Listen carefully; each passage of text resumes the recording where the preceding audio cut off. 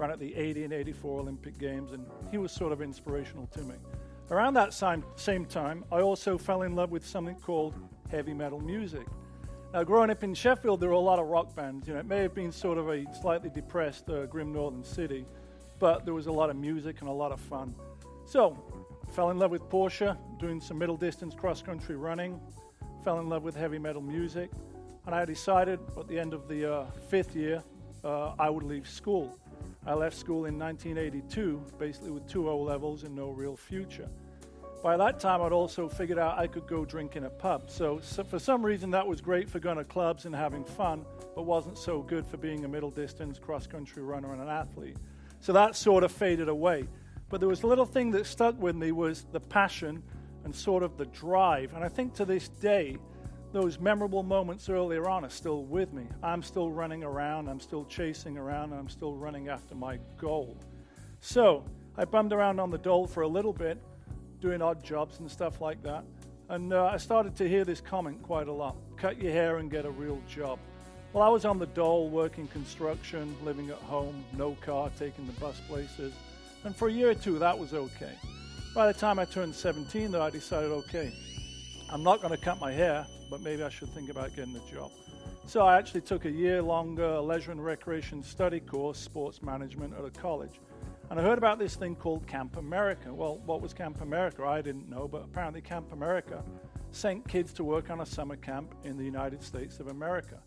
Now, growing up as a kid, of course, I watched a lot of American TV. Most of the shows I loved centered around action and cars, Starsky and Hutch, Dukes of Hazzard, Chips. So I had this American dream. It involved Evel Knievel. And anyway, long story short, I took this leap of faith and I applied to Camp America. It was a little bit of a strange feeling, and I've had these strange feelings in the past, and somehow when my gut tells me to do something, generally it's a good thing, hence go on your gut feeling. So by pure luck, I suppose, I was accepted into Camp America, got on a flight to New York, took a Trailways bus from New York, that's the bus I took, to Detroit. Now, Detroit was great. It was sort of similar to Sheffield, former industrial city, also happened to be the sort of automotive hub of the United States. But I wasn't in Detroit. I was 30 minutes north on a summer camp working with inner city underprivileged kids that happened to be from Detroit. Now, that was a big culture shock for me. Because, I'm this heavy metal guy from Sheffield, north of England. I'm sort of in the middle of nowhere. I had to adapt pretty quickly. So I adapted pretty quickly on this summer camp. And when that camp was over, I got back on that Trailways bus, and I took that bus out west. Landed in Los Angeles, 1986, Union Station, 4 a.m. in the morning. I'd watched all those TV shows, but I found myself being awakened on a park bench at 6 a.m. in the morning by a LAPD guy who told me, "You can't sleep here." And I was sort of a little bit disappointed. I'd seen all these shows in and around LA, but where are all the beautiful people? Where are all the rock stars and movie stars? That wasn't happening in downtown LA. But quickly I found my way to Hollywood, and over the next couple of years, I sort of did a few odd jobs. But there was one pivotal moment that happened within 3 days of being in Los Angeles. Found myself at this YMCA hotel right off Hollywood Boulevard. I went shopping on Hollywood Boulevard, and I saw these great PVC alligator print pants that were on sale for $9.99. So I bought myself a pair, but they didn't really fit good. So went back to the youth hostel, bought a sewing kit, and sewed them inside out, and decided I'm going to go to this street that everyone was talking about called Melrose. So I ended up going down there to Melrose and walked into this shop that was called Retail Slut. It was a punk rock shop, and there was a guy working there that was in a band called Faster Pussycat. His name was Tumi. Pivotal part to a story here. Tumi says to me, realized I was from England, struck up a conversation and said, "Where'd you get those pants from?" I said, "Hey, I got them from England." I had to think quick on my feet. I said, "Why? Do you want to buy them?" Just sort of jokingly. And he said, "Sure. Yeah, how much are they?" So at this point, I hadn't thought about selling these pants, but I said, first number that came to mind, $25. He said, "Okay, I'll take 8 pairs." So I ran right up to Hollywood Boulevard, bought 8 pairs of pants, went back down, sold them to him, $15 profit per pant.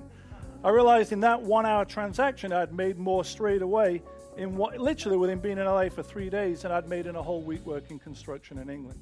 So I thought, maybe LA's the place for me. Seems pretty easy.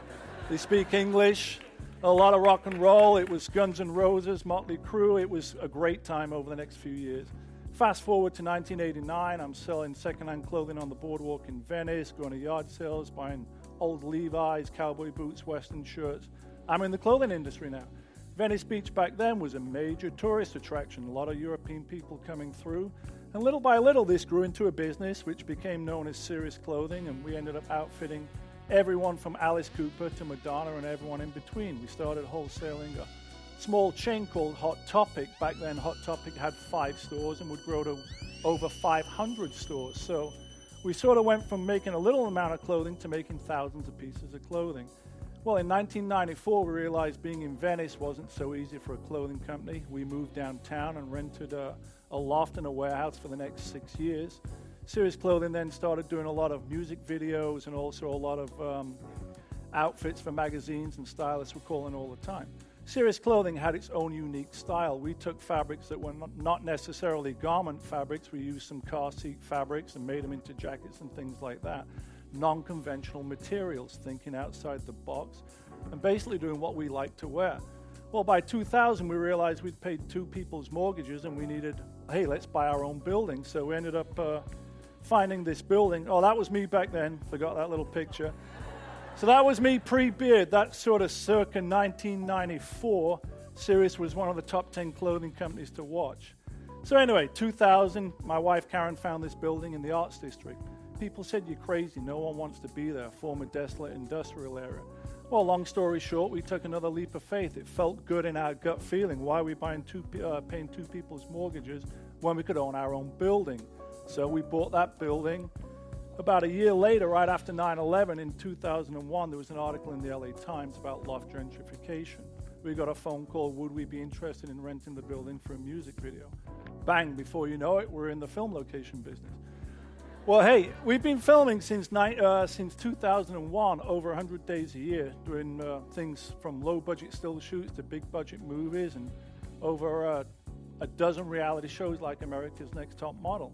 So we've met a lot of interesting people, but we didn't plan to build a film location. We were building our dream live-work house where we lived upstairs and operated our clothing company out of downstairs. So we'd accidentally fallen into another somewhat lucrative business. This is LA, it's a movie town. We've met quite a lot of interesting people. They always say, how did you get here? Well, we tell them we followed our gut feeling. So remember that little story as a 10-year-old when I fell in love with Porsche. So fell in love with Porsche as a 10-year-old. I didn't buy my first Porsche till 1992. Serious Clothing had become quite successful, and from 92 to 2000, I was racing around getting quite a lot of speeding tickets. 2001, I took my aggressive street driving to the track and joined the Porsche Owners Club. I went through their program, learned how to do cup racing, instructing, and for the next 5 years was doing 50 track days a year. Turn around to probably 2008, 2009, I'd spent a lot of money racing and decided, okay, my next passion, I love these cars. Why don't I try and restore a few of them? Well, I didn't have no mechanical background, but I had passion. I often talk about passion goes a long, long way. You know, if you've got the will and the desire and put the motivation in and a focus, things tend to happen. Also, a little bit of luck and a leap of faith really helps out as well. But I asked a lot of questions and I started restoring a couple of cars. So I got a little bit of interest in European car magazines, and I started this blog online. Well, there's a thread on this Porsche forum called Pelican Pots. And I called my blog Porsche Collection Out of Control Hobby. And it was sort of like a catch-all of what I was doing. And so this was sort of going to become a pivotal point where it was like something I really, really enjoyed to do. And I'd start restoring these cars. Well, about 2 years ago, a pivotal moment in our life happened again.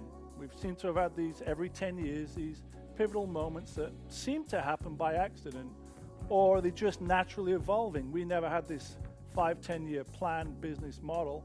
Always go back to follow your gut, do what you love to do. So, having been in the film industry, we got quite a lot of people interested in making little TV shows and stuff like that, but we weren't quite ready for the exposure, or the compatibility wasn't quite right, or it just didn't click.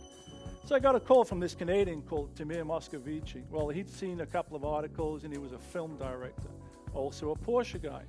And he was looking for something edgy for his reel. He was sort of sick of doing Bud Light commercials and figured, hey, maybe there's more to Magnus's story than meets the eye. So we had a couple of conversations, and Tamir ended up flying down to LA, a little over 2 years ago on his frequent flyer miles. Complete leap of faith. His original idea was to make a short YouTube documentary. Well, our goal was, what's the worst that could happen here? We're going to drive around, race around in my favorite Porsches for 4 days and maybe get some good footage out of it. Well, what turned out to be a 32-minute documentary was shot over 4 days. So we shot it, I think, in February of 2012, and we released a trailer in June of 2012. That first day, we didn't know what would happen with the trailer, but somehow it got picked up by Top Gear, and within the first day, it got over 50,000 views, and all of a sudden, I just found this thing called Facebook. I figured maybe I should get on that. I didn't really know much about it. So anyway, I got on Facebook, and this time I don't even have an iPhone, so I'm not really internet savvy, but all of a sudden I keep getting all these friend requests from all these oddball places. You know, Spain and Indonesia, and I'm thinking, what's going on? Well, this trailer for the 3-minute film Urban Outlaw that Top Gear picked up had got blogged and reblogged and reblogged. Well, this was pretty exciting. So this was a leap of faith project. Everyone was sort of working on a shoestring budget, bro down, buddy favor type of thing. And they were doing this sort of on the side. So, you know, little by little, I started posting the film was going to come out. Well, Tumi being sort of a production type of guy, he shopped it around a few film festivals. Well, somehow it got into this thing called the Raindance Film Festival, which I describe as the rainy version of Sundance. That's in England. So, wow, I'm from England. What are the chances that you get to premiere your film in front of an audience similar to this? So Karen and I flew to London, and we premiered the film in Piccadilly Circus on a Saturday night around 10 o'clock, and it sold out. There was a buzz about this film. Well, we decided, okay, we're going to release it online. So October 15th, the film went online, and probably 2 weeks after it came out, I got a phone call from Jay Leno. Jay Leno had seen the film and wanted to be on his garage show. Well, that started the avalanche of what has happened for the past 18 months. All of a sudden, there's my life before Urban Outlaw came out, and there's my life after. Now, at this point, we'd been doing serious clothing for 20 years, and we weren't quite as motivated as we once were. You know, we always said we design what we personally like to wear, but over the past few years, we'd sort of been treading water. So we took this leap of faith and decided success really is the freedom to do whatever you want to do. So we decided we were going to close Sirius down. This was the baby that had enabled us to get to this point. Now, it wasn't like we gave up on Sirius. We still had all the patterns and the samples. But what it did was, once we decided to pull that Band-Aid off, it allowed us some breathing room. We didn't know what was coming next, but we sort of knew it was going to be something pretty good.